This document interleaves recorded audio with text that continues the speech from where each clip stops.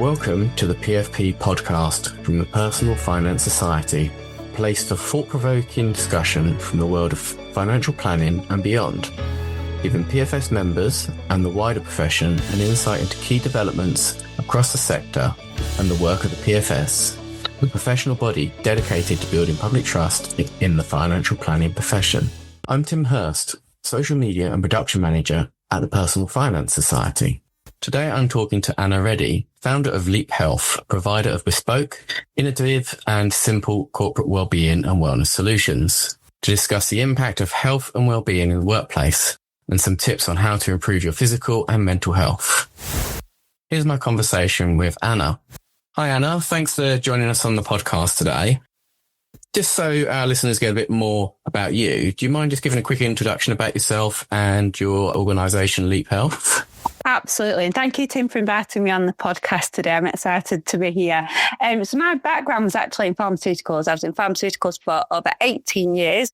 So I've worked in lots of different disease and therapeutic areas, which I found really fascinating, with lots of different healthcare professionals. But what I really found a real missing gap, really, was the first stage of most NICE guidelines for different disease and therapeutic areas is lifestyle interventions. And we just really do not exploit this area to its full potential. And that's what I really want to empower other people to be able to do. Equally, being in a pharmaceutical world, there's lots and lots of money thrown at learning and development. Really fortunate to listen to the most amazing people and experts in the field.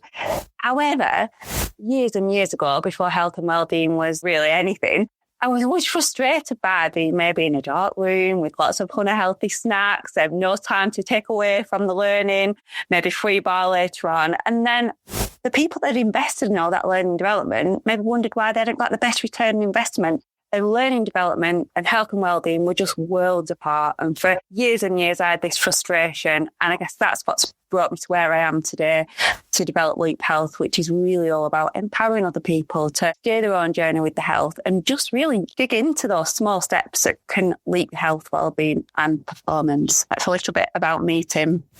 Fantastic. That's great to hear. And it sounds like, you've been on a bit of a journey yourself in terms of that. So sort of focusing more on health and wellbeing within the insurance and financial planning professions.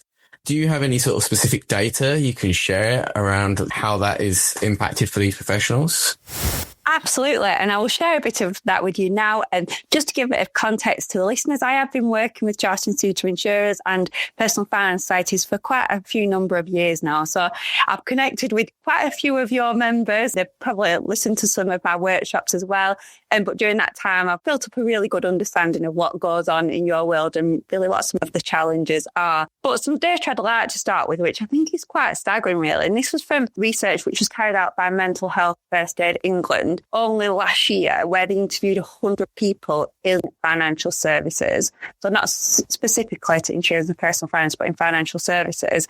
And actually, 83% of employees in financial services have considered changing the jobs due to the impact on the mental health. So it's a really high proportion that are, really seeing the impact on their mental health. And I often wonder how many employees actually know that? How many employees actually know what's going through their staff's head? And we totally listen a lot about quiet quitters and those people that are secretly struggling in the background. We hear a lot about presenteeism, so people working with suboptimal health. And it's often really hard to determine what people are thinking and how people are feeling. And this is where we've got a massive opportunity to break down those barriers. But most importantly, empower people to be able to prioritise the health. And out of that survey as well, 60% said that their employees could do more. So there is lots and lots of opportunity out there for us to do more.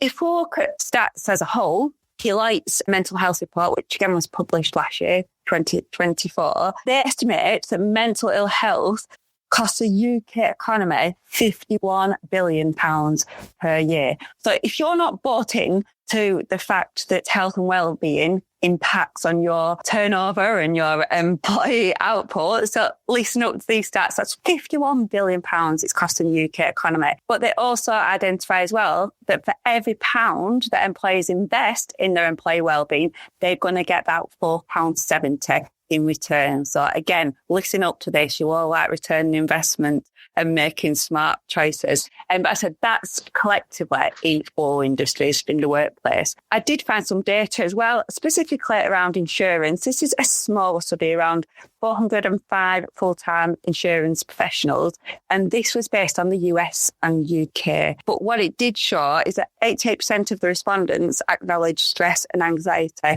were really key issues in their industry. And then what was interesting when you looked at the UK and the US was that nearly half, so 46% of UK insurance employees said they were unable to manage the stress and anxiety with their employee-provided benefits. So this kind of correlates with that initial stat from State England, where 60% of their employees weren't doing enough. So nearly half of insurance employees, but actually in the US, it's only 22%. So there's a big difference in the UK and the US. So we've got lots and lots of opportunity.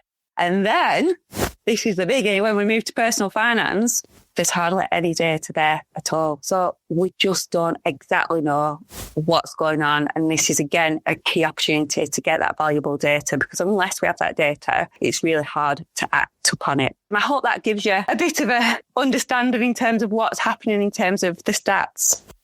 No, definitely. Some really staggering figures there. I mean, the fact that there are people in financial services, there's almost sort of 4/5 are looking at changing jobs. And then you've got the 60%. It's big numbers. And like you said, those billions that could be saved, and in fact, even reversed, just by providing access to better support for people who are struggling with mental health and well-being, that can make a huge difference. So you've kind of touched on this a little bit. So is there anything specific you've noticed in terms of health concerns for insurance and financial planning professionals compared to other sectors? Like, is there a difference when you've been doing these presentations with like some of the local institutes and regional committees and so on? Have you noticed a stark difference talking to them than you have to people working in other sectors?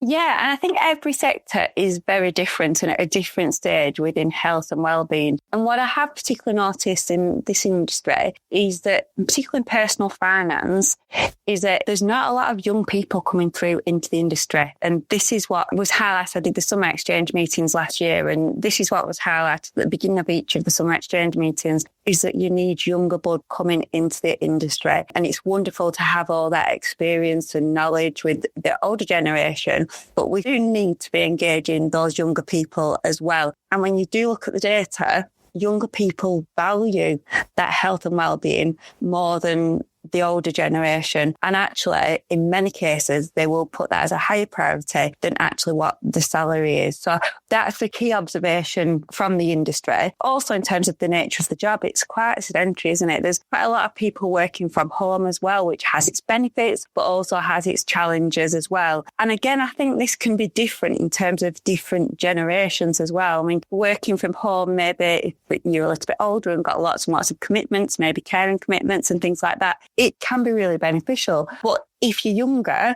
you need to be learning from those experienced people in their organisation. You need those water fountain chats where you can just pull on their knowledge, and you need that connection as well. I think young people can be missing out on so much connection. And I think the way that the world's gone, we underestimate the importance of that socialisation and underestimate the detrimental effect that loneliness can have as well. So I think, those are two key observations. Also, as everyone listening will be very aware, particularly in personal finance, when it comes to like tax year end, you can have real fluctuations in your workload. It can become overwhelming. And there's lots and lots of things that you need to keep updated with as well. I mean, you touched on the end of tax year being quite a busy time for financial planners, but I mean, would you say there are any sort of health and wellbeing challenges unique to either the insurance or financial planning professions? I'll be quite honest with you, when it comes to health and wellbeing specific challenges, I always think it's relevant to absolutely everybody. There's certain little differences within each industry, but unless you're an alien or someone from a different planet, we've all got health and wellbeing to manage. And I feel that the crucial thing is looking at you as an individual and maybe not tarring everyone with the same brush. Oh, you're in this particular industry, you need to do this, you need to follow this. What I really encourage people to do is look at their own individual self, look at their own environment, look at their own world, their own body, their own challenges, what maybe they're predisposed to, and make solutions based upon their own individual self. Great. It's really interesting to hear. And just sort of going back to a couple of things you were saying with these professions in particular, they're quite sedentary, a lot of office work, a lot of sitting at desks. What are some of the common physical health issues you see arising from this? Well, there's multiple, there's lots. And obviously, the obvious ones you think about, maybe, your back pain, repetitive strain, eye strain. And these are probably your greater risk when you're working from home because maybe, it's all determines how your office is set up. And if you've got your desk at the right height, your chair at the right height, those kind of things can impact on your musculoskeletal health. But then as well, it's far too easy now just to have a Zoom meeting or a Teams meeting, and it's just become the norm.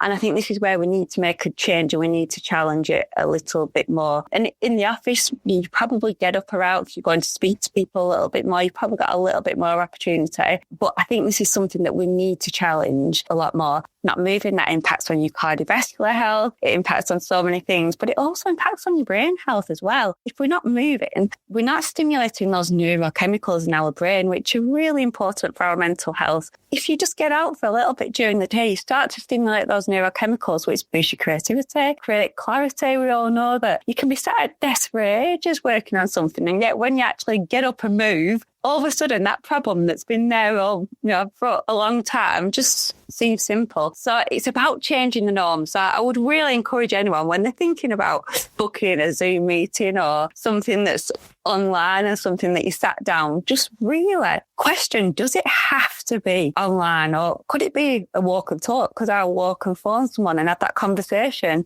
If I'm in the office, do we have to sit there face to face discussing that? Could we just get out and have a walk and chat? And 9 times out of 10, you get far more out of people when you're walking. And I would say walking side by side outside is the easiest way to have open conversations and get through those business problems really quickly because you're creating that clarity, but you're creating that open space as well for honest conversations. So I think it's really about challenging the norm a little bit more.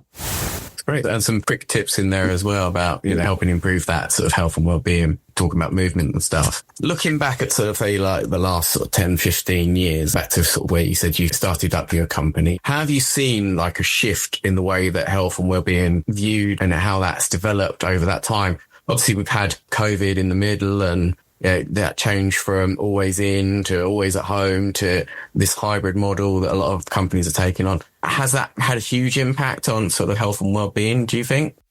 Absolutely. And for years and years, health and well-being was, for many years ago, it just wasn't on the agenda at all. And then it was a bit of a nice to do thing, wasn't it? It's like, oh yes, that's a nice thing to do. Whereas now it's a need to do thing. Organisations have specific budgets now for health and well-being. And if they don't, then they're probably behind times. But 10, 15 years ago, there just wasn't that there at all. I myself was massively in the minority by prioritising training and things like that. It was far more acceptable during your working day to sit in a cafe, in a hotel, complaining about everything that was going wrong in the organisation and maybe to get out for a walk and get a bit of fresh air. But it's far more the norm now. As I said, for years and years, learning and development just sat on its own, didn't it? There was no correlation with improving, as I said, your brain health by moving or fueling yourself well or getting that connection. No one would have ever owned up and said, I'm struggling right now. Burnout wasn't a topic at all. It's just massively changed. And I think, COVID was a real kickstart to that. And I think it's been really, really positive. I do think, though, with everything, there's a certain level that we've got to get the right balance of as well. And going back to that younger generation that you're wanting to attract to the industry, I think it's all about offering them those wellbeing solutions that they want, but also making sure they are getting the connection that they need as well. And I think things have changed as well. I keep seeing lots of changes in terms of that networking. I was only talking with a region of your PFS members and not so long ago, and they're wanting to boost networking. Well, historically, networking's all been about a free bar, hasn't it? And, you'd network over having a drink and everyone was best mates because they'd had a few drinks. And I think we're starting to rethink that a little bit more. How do we actually do genuine networking so that we're really getting to know people as an individual, minus the bar and all the drinks that fuel it to give you that confidence? But how do we build up real relationships that have a longevity and actually are meaningful rather than those ones that we used to do in the past? Do more juice bars, less wine bars, yeah? Maybe. I do sound like a bit of a bore, don't I? I'm not against a few drinks at all, but I'm just about common sense that if you're going to fuel everyone with loads of alcohol, you can't expect them to be mega productive after that. No, absolutely. And just sort of like, again, thinking about those changes over the last few years, you mentioned earlier about the movement to a lot more online meetings, sort of we're recording this over Zoom at the moment, but that sort of scenario. Do you think technology has had an impact, whether positive or negative? Because obviously there's been like developments like Peloton, for example, and there's other services out there that allow people to sort of do virtual exercise classes. And obviously you've got wearable devices, but like you say, there's also that, especially hybrid, when you're working from home, hybrid working, you spend a lot of time in those virtual meetings. So do you think there has been negative and positive impact by technology over the last few years? Absolutely, definitely. It's a real enabler in lots of ways, but then it's a real hindrance in another. But I think this is like anything in life, and we've got to just be able to take control of that, haven't we? And take the best of what's there and block the things that maybe distract us or may, have a detrimental effect. And we're going to have to get even better at this as AI advances. And I think this is what we need to empower people to do, is just to make the right, smart choices. Ages ago, it would have been just a case of you've got to go to the gym for an hour and a half. You've got to sweat it out in the gym, and that's the only way you can exercise. It's so easily available for us to do that. And particularly, as you said, when you're working from home, again, this can be a benefit and help you, or it can be a hindrance. We're obviously missing that commute in a morning and an evening. But if you decide, well, actually, I'm going to spend that commute time exercising or doing something to help me, my well-being, that's a real benefit. So I think we've really got to just cherry pick the things that we can use from technology and maybe put blocks in place for the others. And using the world of Zoom to our advantage and make sure that we're using that time we're saving on commuting and investing it wisely, rather than just spending it maybe on social media or extra Zoom meetings that we don't actually really need. But yeah, the world of Peloton and online workouts are just amazing. And this is something I think as well, we need to rethink how we move. So often we think it's all about all pain, no gain. But I truly believe that you can actually enjoy what you do and fit it into your world. And if you are wanting to make smart choices when you're working from home or in the office, it's got to be something you enjoy and something that you can. Yeah, it's really good. I know that like during COVID, I used to use that, like you say, that commute time and just go for a walk because of being stuck indoors all day and, limited interaction with other people. And I found that really beneficial, not just for my physical health, but also for my mental health, because it gave me a clear distinction between when I started my work day and when I finished my work day. And especially as a lot of people spent their time working in their bedroom. So it's kind of almost like they're just living in one room. Thinking about that, are there any other sort of simple yet effective self-care strategies that people can sort of incorporate into their daily routines? Definitely. I'm going to introduce you to the Reddy method. But before we go on to that, I'm just going to come back to your point about lockdown. And if anyone's ever thinking, I can't be bothered to move, I don't want to get out today, I always say, cast your mind back to March 2020, when you were told you can only get out for 1 hour a day. How much do people want to get out then? Everyone was itching to get out. So if you're ever thinking, I've not got the energy or I can't be bothered to move today, just cast your mind back to then and that feeling then. And when you think about moving as well, often people can't be bothered or they don't have the energy to do it, but it's just first 5 minutes, isn't it, that you've got to get through, and no one ever after that thinks, I wish I hadn't done it. So in terms of like how you can really look after yourself, in all my workshops, I use a Reddy method. So probably a few people listening have heard this already, but then I do deep dives into different areas of this. So the Reddy method is R for rest, recovery, recharge, E is for eating well, A is for activity, E is for distraction management, and Y is for for you. So if you're wondering right now, I don't know where to start, I don't know where, just listen up and try and pick out 2 or 3 things from this method that you think, I could just put some small steps in today. Or even if, I said, there'll be times in the day or days when you wake up and you just think, I don't feel myself. Just have a check-in with this and see how you're actually helping yourself in all of these areas. And is there something that's just missing right now? So the first one I said is rest, recovery, recharge. I'd argue this is one of the most important. And I think as we've evolved through health and wellbeing and awareness, I think the importance of sleep is increasing as well. And people are recognizing the importance of that. And years ago, it was all a case of I'll sleep when I die and I haven't got time to sleep and, resting's a sign of weakness. Well, far from it. If you fail to rest, you're just massively reducing your productivity. And it's quite interesting though, like public health haven't caught up with this just yet. We've never had a public health campaign on it yet, but it impacts all areas of our health. So when we sleep, it's a really, really restorative time for both our physical and mental functions as well. A bit like the cleaners going in your brain and flushing everything out. And what we do see with people who don't rest and get that adequate sleep enough, there's a greater build-up of amyloid in the brain, which is actually associated with Alzheimer's as well. So it's not just that short-term complications that we need to think about. It's the long-term complications that we need to think about as well. And we also spoke about the impact of being sedentary and sat down quite a lot in an office or working from home, which can provoke cardiovascular risk and increase the risk of diabetes.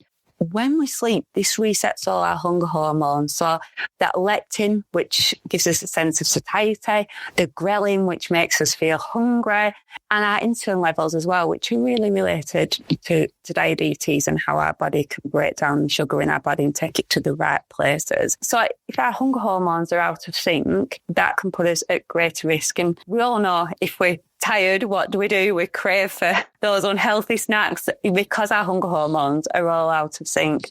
So it's all about just making sure you're getting that good quality sleep, making sure that you're switching off at night. So you're not checking your emails till late at night. You're not engaging with things that's going to play on your mind till really late at night. And it's changing the cultures in organisations. It's changing the norm. So if you think, oh, well, I'll fire off a lot of emails late at night because then it's off my mind before I go to sleep, what you've probably done is they've landed in someone else's inbox, which has kept them awake all night because they're looking at them thinking, I've got to sort this out. So, oh, well, you might be nodding off to sleep thinking I've cleared my inbox. Everyone else in the organisation is wide awake thinking about it all night. So just put simple strategies in place, maybe delaying all your emails. If you work late at night because that fits in your schedule, that's fine. But make sure you're delaying those emails till the next day. If you're a leader and you put in some kind of wellbeing program because you think it looks good for you as a leader, but then you fire off a lot of emails late at night again, or you're showing people that you're working all hours, God sends, and not taking your foot off the gas, that's not leading by example. You've got to lead by example. So yeah, going back to that rest, recovery, recharge, making sure that you're getting good, adequate sleep, making sure that you are taking breaks during the day because our productivity levels do dip. So just that walk around the block, set a timer or get someone to phone you and say, right, let's have a walk around the block. Just make yourself accountable and do that because it just resets your mind and it's really important. Gone are the days of the hours you work. It's more about how productive you are during those hours. So try and change that mindset. The next one is eating well. And after when we think about eating well, we think about, physical image, don't we? People maybe trying to get a six-pack, trying to get in a certain dress size or something like that. But I just really encourage you to reframe that again. Think about fueling your mind. So even though your brain is only 2% of your body weight, it consumes 20% of your calories. So rather than thinking about that, am I going to seriously cut my calories to lose weight?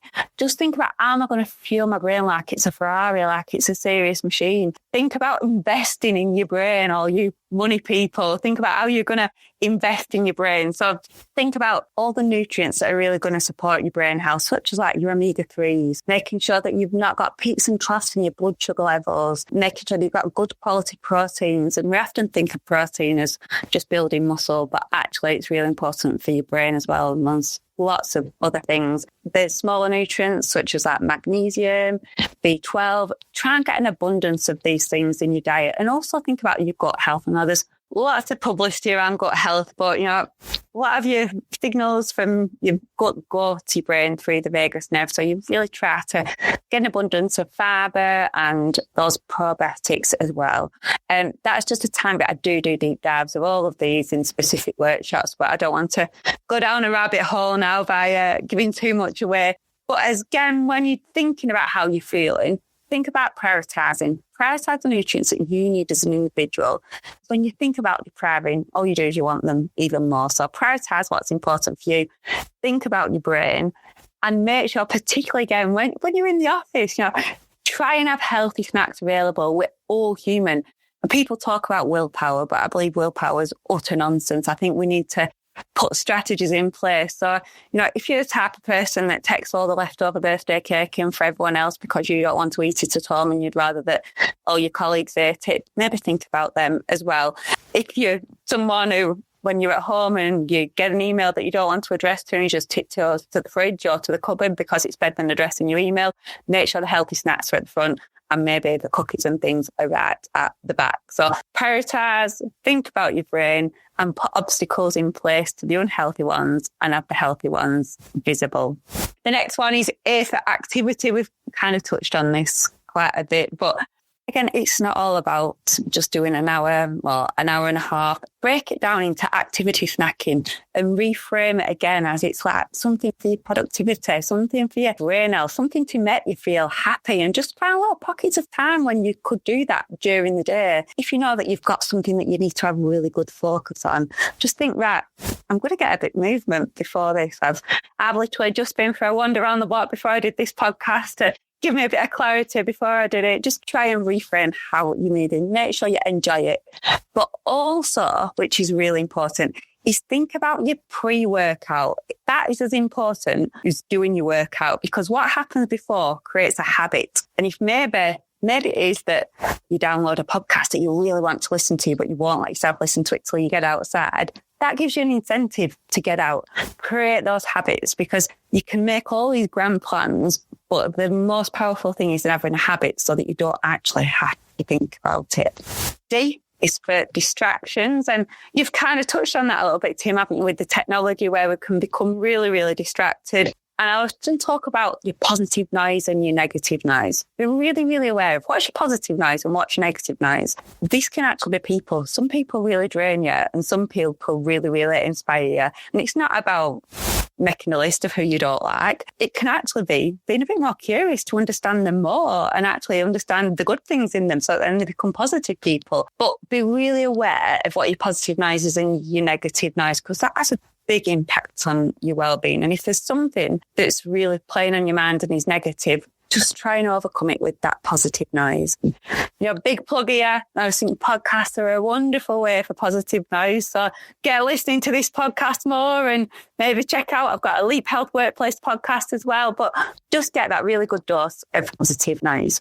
And the last one is you. This is the most important thing. And again, going back to your point, Tim, around what's specific to the industry, there's a few things that's specific to industry, but what is most important is people as individuals, addressing health and well-being as an individual. What's going to make you wobble is probably going to be totally different to what makes somebody else wobble.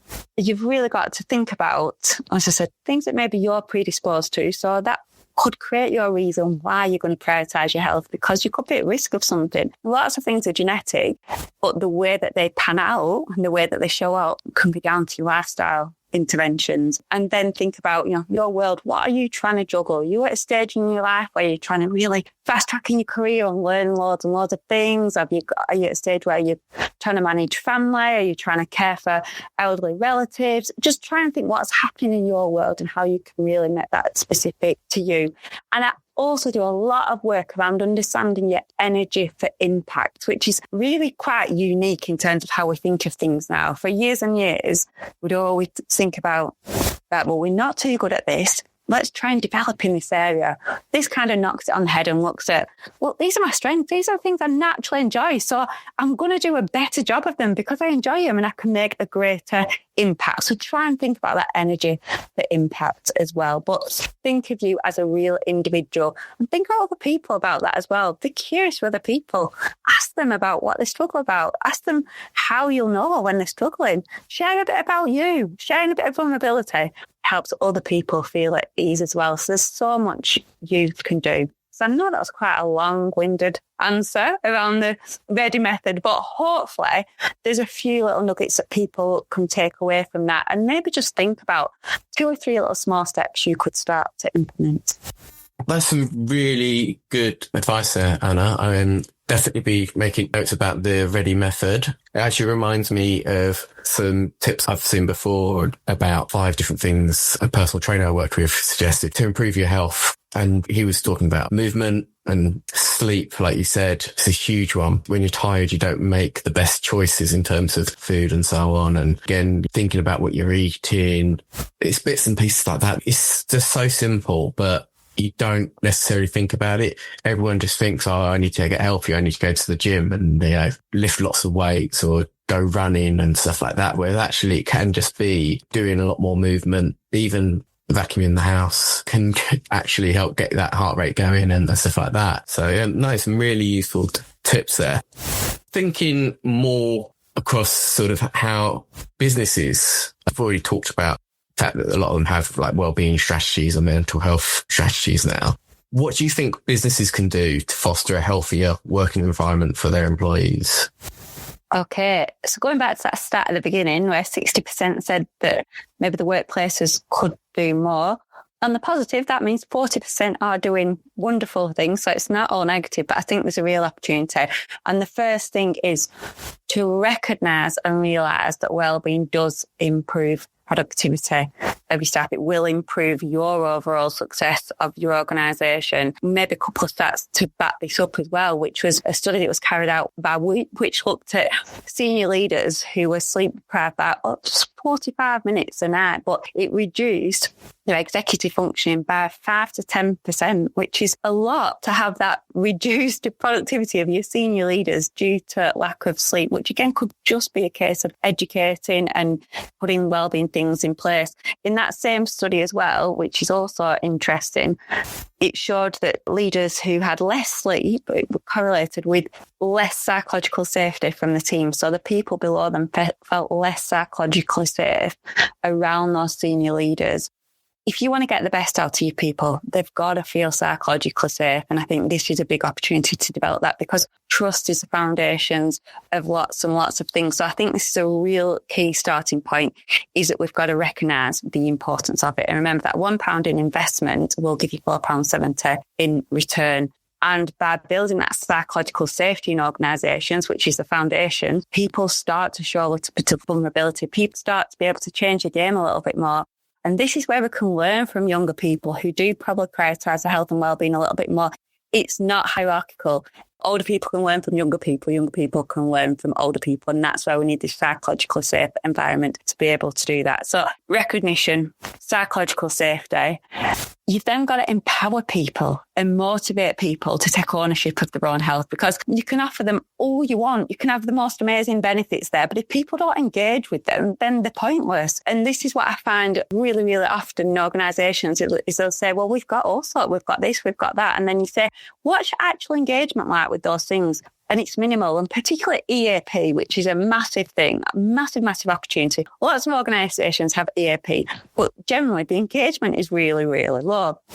And I think this is often due to misunderstanding that actually no one ever finds out who's contacted EAP. All a company gets is numbers, the number of employees that have got in touch with EAP. And I think employees are frightened of anyone finding out and that confidentiality being broken, when actually they can't do that, which is one of the problems. But I think the other problem as well is that we're using reactively. You know, we wait till we get to the stage when we can't see the wood for the trees, when we're really down and we're really, really struggling. And then we try to contact EAP then. And by that time, you're probably struggling that much. You can't even find the telephone number for it, because you probably deleted the email that came down from head office with all your benefits on, because you're that busy and too important to read it, that then you don't know where to look for it. So I think we need to encourage people to be proactive. In all my workshops, I'll say, right, this is your EAP number. Do you let them get their phones out for a minute or two? Put it in your phone now so that you've got it before you get to a stage where you just have no idea where to find it. and use it proactively, because you generally have quite a few counselling sessions which are there for free. If you had to pay for them for yourself, believe you me, people would engage and people would use them.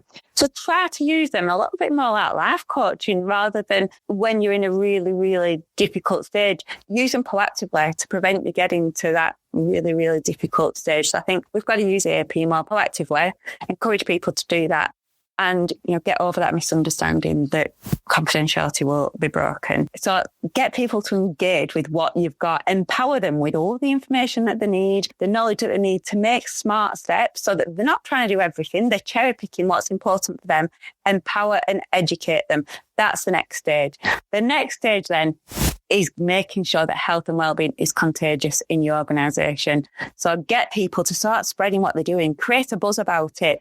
The more people you can get energised by it, the greater chain reaction you have. The more it's going to spread in your organisation, the more cultures are going to change, and the more it's going to become the norm to prioritise your health and wellbeing. And just to add on to that, senior leadership and leaders do need to be leading by example. Going back to my example around emails and maybe them not taking breaks, maybe thinking they're too important to save the EAP number, things like that. You've really got to lead by example if you want a genuine shift in your organisation. So going back to that, we've got to recognise the importance of health and wellbeing. You've got to empower and educate your employees. You've got to engage them with what you've already got there, and senior leadership have got to lead by example. Just sort of on that last point, is very much about organisations need to sort of foster a culture thinking about people's well-being and health. I know that some places had to encourage employees, regardless of where they are, to think about when they're booking meetings in people's diaries, because it's so easy for people to book in back-to-back meetings, especially online. And, people don't get that time to even just go to the toilet. And interestingly, I think Outlook, other email services are out there, but Outlook has that functionality to automatically cut your meetings down by sort of 5 to 10 minutes, which at least gives people that little break time between meetings. And I know one strategy I took in COVID and I've kept was blocking out my lunch, because it gave me a reminder, right, you need to take that break. You need to step away from your desk for that hour. And I think that's something that personally I feel a lot of companies can do, is just to make sure that they're reinforcing the idea that think about when you put in meetings in people's diaries, like think about, have they got time between meetings? Are you putting in back-to-backs? Otherwise you do just, again, go back to that thing of you're sitting around looking at a screen all day and not getting up, not moving and not thinking about yourself. And that lack of movement actually leads to a bit of being lethargic, doesn't it? And again, goes back to that thing of you don't then have the mental energy to get up and do things when you finish work. Certainly. And I think what you're describing there on making sure you're taking that break, those are things that companies should really be rewarding for and recognising. And maybe it should be frowned upon if you sat there back to back in meetings all day, because of the fact that you are reducing your productivity. Like I said, if you don't move, you do feel lethargic. And as I said before, those problems that you're struggling to solve are never going to get solved. After you just need to move and stimulate your brain and then create that clarity. It's just been really great conversation with you, Anna. I don't think we could carry this on all day, but I think people listening might have to do another lap of the park or something if we carried on. So just to finish off, are there any resources or support systems available to people who might be struggling with their health and well-being, or even just those who want to make that sort of stepped improvement? So any places you can recommend or any sort of resources you recommend? Yeah, definitely. Again, just going back to your point, I hope people are walking and listening to this as well. I'd really recommend it. And maybe we should put that in the show notes. Take a break away from your desk and listen to this while you're walking. So yeah, there's loads and loads of resources out there, but you've just got to cherry pick ones which are credible. I'd really look at what you've got internally in your organisation. Question to yourself right now, how many emails have you deleted which have come down with what your benefits are because you've got that many emails to address and you didn't prioritise it? Go and look in your deleted box and find all those emails with what you've got available. Don't just keep it to yourself, share it with other people. Find your EAP number, maybe text a few of your colleagues to save it in the telephone. Just try to look at what you've already got available, because often it's right in front of you, but you're not engaging with it. You've probably got people in your organisation as well. We often forget that. But sometimes just showing a little bit of your vulnerability means they open up as well. And maybe they've been through things that they can really help you with. That's going to help you now, but also build your relationships for the future as well. There's lots of things online. I've seen, organisations such as Mind, Mental Health First Aid, which are really reputable sources. I've got lots of resources on my website that are free and available for anyone to use. I've also got my podcast as well, which has got lots and lots of different episodes exploring different areas of your physical, mental health and performance at work as well. But I'd start looking at what you've already got available, because often it's right in front of you. And go back to that Reddy method. It's really simple. And more often than not, you know the answers yourself. We complicate things too much, but often if you take a moment to press pause, think about those 5 pillars in the Reddy method, and often you know the answer yourself. So just be true and honest with yourself.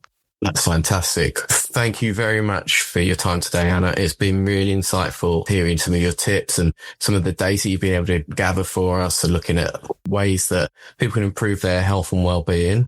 We'll definitely include a link to your website in the show notes. And after I finish this recording, I'm thinking I'm going to go for a walk. It's between that or a lie down. I don't know yet. Walk. Well, once again, thank you very much, Anna, for joining us on the podcast today. It has been a real pleasure. Thank you. I've really enjoyed it. Thank you for listening to this episode of the PFP podcast. You can find useful links in the show notes and related articles on the Personal Finance Professional website, along with further podcasts.